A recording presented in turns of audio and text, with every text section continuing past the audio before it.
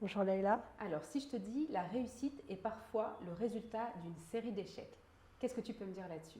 C'est un peu ma façon de penser aujourd'hui, en sachant que pour réussir, il faut automatiquement des échecs, sinon on ne pourra pas apprécier la valeur de sa réussite.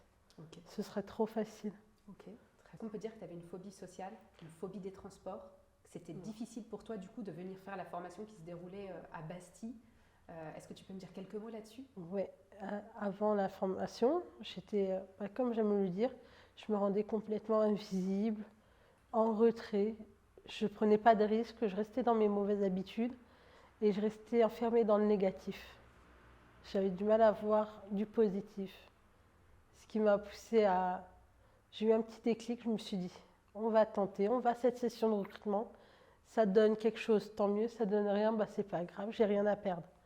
Puis là, session de recrutement, je me suis dit, d'accord, je sors complètement de ma zone de confort, mais fonce. Vas-y, découvre quelque chose, mais juste fais quelque chose. Puis c'était aussi ma petite excuse pour me pousser à prendre les transports en commun, prendre le train, tout ça, me forcer. Je me souviens, on a une petite anecdote sur ça, c'est que tu m'as expliqué que pour venir, tu avais dû mettre tes écouteurs, Ouais, je t'enfermer dans m'enferme ta dans une bulle bulle. pour pouvoir surmonter le temps de transport, En heure de sachant que tu es pointe. phobique. En heure de pointe. En heure de pointe, exactement. Réunissant avec les autres filles, en faisant trajet ensemble. C'est Ne vrai que tu pas avais être donné des seule. rendez-vous, exactement. Ne pas Donc, être... essayer de fédérer aussi pour que tout le monde ait un petit peu le même état d'esprit et De vienne créer un ensemble à lien. la formation, Ouais. créer du lien, exactement. Est-ce que c'est quelque chose que tu avais l'habitude de faire? Non, du tout. Moi, j'aurais été la personne dans le fond de la classe où on sait qu'elle est là, mais on ne se rappellera pas ni son visage, ni son nom, rien. On ne se rappellera rien d'elle. Donc même dans ta prise de position, dans ta prise d'initiative par rapport aux autres, tu as fait différemment cette Je me fois-là. suis dit, on va se donner à fond. C'est le seul moyen d'avoir du résultat. On se donne à fond, puis j'ai rien à perdre.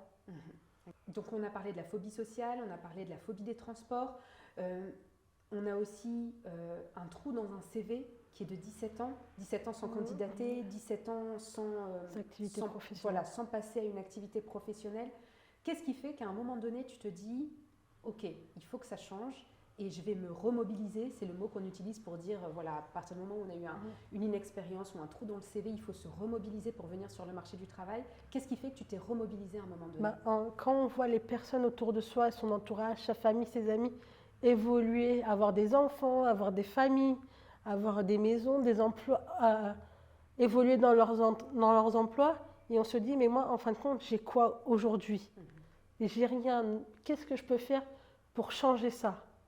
Est-ce que si je me donne la chance et que je prends le courage à deux mains et que je fonce, j'aurai des résultats? Ou est-ce que je reste toujours à stagner et puis en fin de compte, dans 10 ans, je serai toujours au même endroit? Donc c'était soit je fonce, je prends un risque, ou soit je ferai rien. Ce qui s'est passé dans ta vie, si tu me le permets, c'est qu'il y a eu des problèmes familiaux, des problèmes de santé qui t'ont immobilisé à un moment donné dans ta vie. C'est des choses qui arrivent à tout le monde. La question, c'est est-ce qu'après ça, on a la force de se relever ou est-ce que finalement, on reste dans la situation qui nous déplaît de manière quasi permanente après? Toi, tu as fait le choix de te relever, de te battre et d'affronter les difficultés. Est-ce qu'on les affronte une fois pour difficultés? Non, on les affronte tous les jours, petit à petit. C'est à nous de créer un état d'esprit positif, qu'on aura toujours des pensées négatives, des pensées limitantes, mais à nous de passer outre, de mettre en place des petits tips qui nous disent, hop, est-ce que je m'entoure de personnes positives? Ou savoir demander aussi parfois juste un petit coup de main. Et après, quand on est relancé, et ben voilà, c'est une autre façon de voir, une autre façon de penser. C'est à nous d'évoluer petit à petit. Quand même un format court, mais durant ces 5 jours, quelles sont les choses qui t'ont impacté le plus?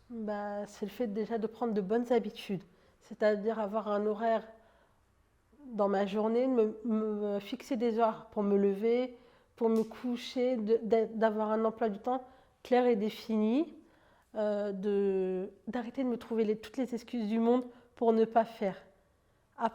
J'ai aussi appris à penser positif. Donc, si je ne peux pas gérer quelque chose à l'extérieur de mon champ, je passe outre. à moi de continuer à avancer, puis être victime et être actrice de son existence. Ce que moi, je peux faire. Ne plus me dire, c'est les autres, c'est tout ça, c'est l'environnement, j'ai pas pu. Juste faire pour moi. Ne pas penser aux autres, juste moi. Exactement. C'est comme prévu. C'est une route semée d'embûches. Il y aura toujours des échecs et à nous de trouver les bons moyens pour les passer. À nous d'apprendre à nous relever. Mais il y aura toujours des échecs. C'est du positif parce que ça nous apprend une autre façon de voir. Qu'est-ce que dans ma ligne, qu'est-ce que j'ai fait qui a pas marché? Qu'est-ce que je peux faire différemment pour que la prochaine fois, ça passe mieux? Est-ce que je me suis pas assez renseignée? Est-ce que je me suis pas assez bien présentée? Est-ce qu'il y a ça? Ou ce que je peux changer pour justement aller plus droit? Tu es aussi devenue ambassadrice, c'est-à-dire que tu es devenue ambassadrice de la formation auprès des sessions qui sont arrivées par la suite, la session d'après d'ailleurs, où tu étais à la fois ambassadrice et stagiaire, c'est-à-dire que tu m'as accompagnée à la fois sur la session de recrutement, mais aussi durant tout le programme de formation, où tu étais à mes côtés et tu enseignais aussi aux autres ce que tu avais pu apprendre, tu les encadrais, tu as fait tout un travail aussi administratif, donc c'est quand même quelque chose d'énorme pour quelqu'un qui avait une phobie sociale, une phobie des relations quelques semaines avant. Tu as aussi pris la parole devant une assemblée générale de plus de 100 personnes. Oui. On est d'accord que c'est quand même aussi ça une étape incroyable. Est-ce que tu... En fait, je me suis dit, fonce, si tu arrives à parler de 100 personnes, tu n'auras plus cette excuse de je ne peux pas faire, je ne peux pas parler aux gens, je ne peux pas m'exprimer. Donc, une fois que tu fais entendre ta voix devant 100 personnes, tu peux la faire entendre devant 1000, ça augmentera. Donc, il n'y aura plus l'excuse de je ne peux pas faire.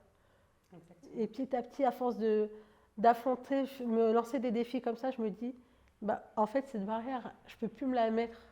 Elle a déjà été franchie. Donc, je ne peux que regarder devant. Exactement. Est-ce que tu penses que c'est le fait de venir parler de presse féminine à mes côtés qui t'a permis de réaliser cet exercice? Ou est-ce que si on avait dû parler de toute autre chose, tu l'aurais fait aussi? Est-ce que ce n'était pas juste une excuse pour te faire aller de l'avant et te faire saisir une opportunité différente? Je dirais un peu des deux. Le fait qu'on soit plusieurs personnes à parler de presse féminine, donc je n'étais pas toute seule, donc j'ai fait cette assurance de ne pas être seule, donc d'avoir un accompagnement. Et le fait de parler presse féminine, donc c'est un petit sujet que je connaissais, qui m'a changé moi, donc je pouvais en parler.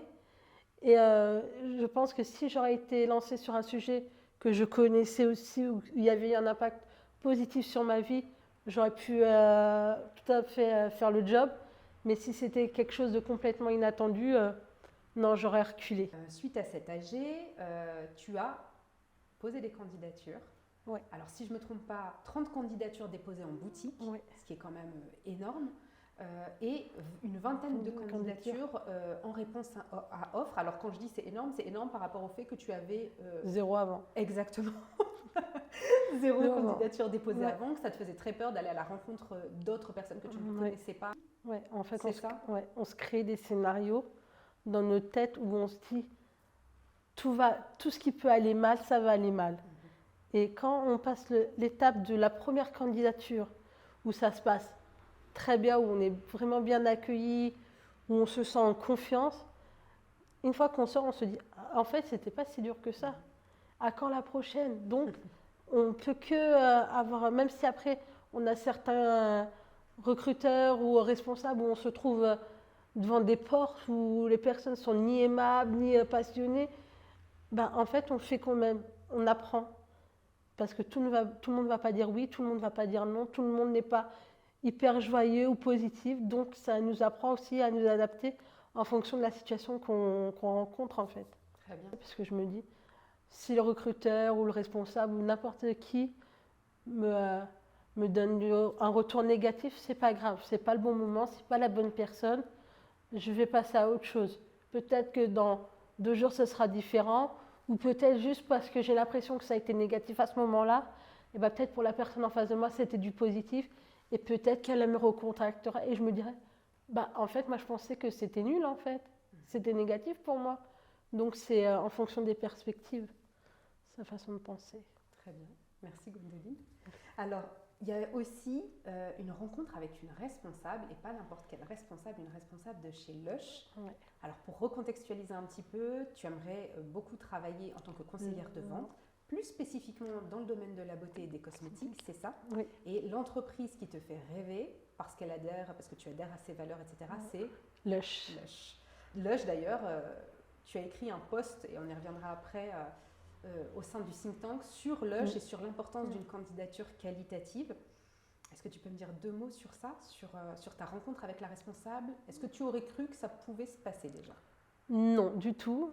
Et puis, une fois que j'y suis allée, j'ai vu que la responsable était hyper accueillante, souriante. Et je n'ai pas eu de difficulté à engager le débat avec elle. Ça a été vraiment fluide.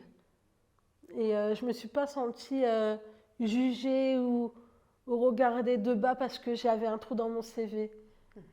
Donc ça, c'était que du positif. Ouais. C'est génial. C'est quoi on va parler du think tank. Alors, think tank, c'est un groupe de travail que l'on a constitué et dans lequel tu es une membre très active. On se retrouve une fois par mois, une demi-journée, et on réfléchit, on travaille ensemble sur vos objectifs, sur les questions liées à l'emploi et au développement personnel.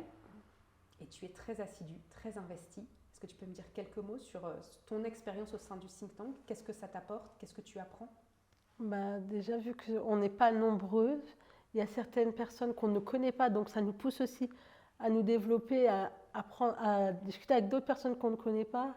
Et ça nous permet de déjà rester actives et de trouver d'autres façons de penser, de réflexion, d'autres pistes que nous, on ne connaît pas, qui nous sont données par une fille ou une autre, ou même vous. Donc, c'est que de la réflexion. Donc, ça nous fait que du positif, ça nous fait avancer nous-mêmes. Est-ce que la Gwendoline, d'il y a quelques mois, elle avait de telles démarches liées à l'emploi? Non. Non. Qu'est-ce que tu donnerais comme conseil à la Gwendoline d'il y a quelques mois qui pensait peut-être que les choses étaient insurmontables? Qu'est-ce que tu lui donnerais comme conseil pour que ça aille plus vite pour elle, qu'elle ait plus de résultats et que sa vie lui semble plus agréable? Je dirais, n'aie pas peur, saute le pas et tu verras. Ça va être que du positif. Ne plus être victime de soi-même et être actrice de juste foncer. On déclenchera des choses. Que ce soit négatif ou positif, on déclenchera des choses. Donc ça nous permettra, nous, d'évoluer. Tu t'es aussi mise en route et tu as participé à des ateliers de théâtre et de sport. Oui. Est-ce que tu peux m'en dire 2 mots? Est-ce que Gwendoline aurait fait ça avant? Non du tout, parce que ce n'est pas du tout des domaines qui m'intéressent. Et je me suis dit, fais, tu n'as rien à perdre non plus. Et puis en faisant ces activités, en fait, certaines notions me ramenaient à presse féminine, me disaient mais ça tu le connais, est-ce que tu peux créer des liens avec d'autres personnes?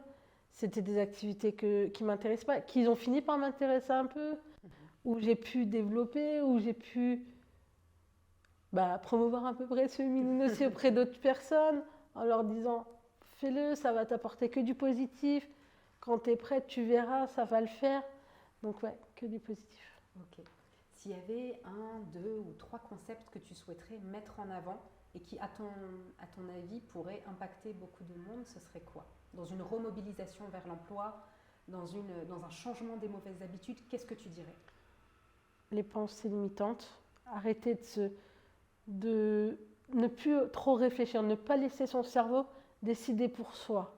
On est maître de notre destin, c'est à nous de faire. Notre cerveau va toujours nous ralentir, nous dire que du négatif, ne fais pas ci, tu vas avoir ça, ça va faire ci. Fais-le, tu jumps, tu fais, et puis voilà, tu récolteras que des fruits mûrs. Très bien. Ça nous fait aussi nous prendre des habitudes. Donc on se crée un emploi du temps, on se fixe des objectifs à court terme, à moyen terme ou à long terme. Et le fait de se créer des objectifs, ça nous donne une vision linéaire. On est droit, on n'a pas le temps de regarder en arrière. On fonce juste dans nos objectifs. Très bien. Un combat de tous les jours, c'est à nous de mettre en place des petits tips pour nous empêcher justement de retourner en arrière. À nous de nous entourer de positif, ou juste un petit mot, un petit coup dans le dos pour te dire hey, tu sais faire, à toi de faire. Puis après, on continue, on continue. De toute façon, on tombera, on se relève, on tombe, on se relève. Puis à fin de compte, on arrivera au bout. Exact. Tu as aussi participé à des sessions de recrutement, c'est ce que tu me disais dernièrement. C'est Ouais. quelque chose de nouveau, ça aussi. Oui. C'était pas des postes qui t'intéressaient pourtant? Non, du tout. Tu peux me dire pourquoi tu y es allée? Bah, déjà, c'était pour faire quelque chose aussi, sortir. Et je me dis, même si ce poste-là ne m'intéresse pas loin du monde, il y aura peut-être un autre poste qui va m'intéresser ou c'est que du court terme. Je fais ça pendant quelques mois, mais ça ne m'empêchera pas de créer d'autres opportunités pour ce que je recherche, pour mon objectif final. Comme beaucoup d'entre vous d'ailleurs. Mais toi, j'ai vraiment très hâte de savoir qu'est-ce que tu vas réussir à décrocher, comment tu vas te réaliser dans ta vie, comment tu vas reprendre le dessus parce que tu es plus que bien parti et c'est évident qu'il va y avoir des retombées là-dessus. Ouais. Au passage, Gwendoline cherche évidemment un poste de conseillère de vente dans le domaine de la beauté et de la cosmétique, idéalement chez Lush, mais Sephora ou autre, c'est très, très bien. Hein. Ouais. Exactement.